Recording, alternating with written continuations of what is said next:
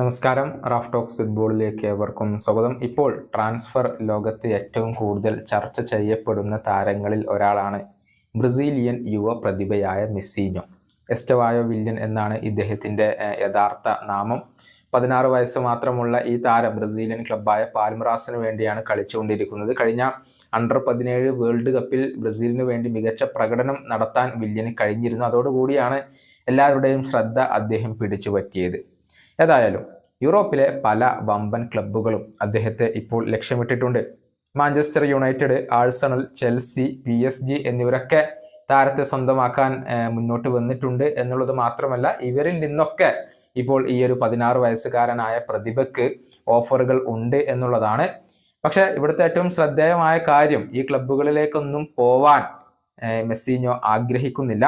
മറിച്ച് അദ്ദേഹത്തിന് വേണ്ടത് FC ബാഴ്സലോണയാണ്. ബാഴ്സലോണയെ വളരെയധികം ഇഷ്ടപ്പെടുന്ന ഒരു താരമാണ് മെസ്സിഞ്ഞോ. അത് ഇദ്ദേഹം തുറന്നു പറയുകയും ചെയ്തിരുന്നു.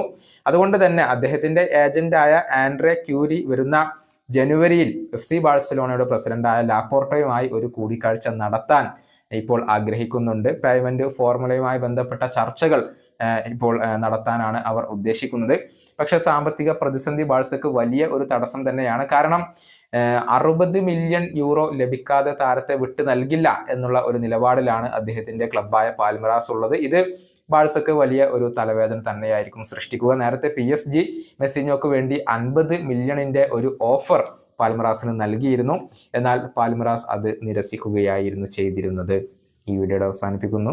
വീണ്ടും കാണാം.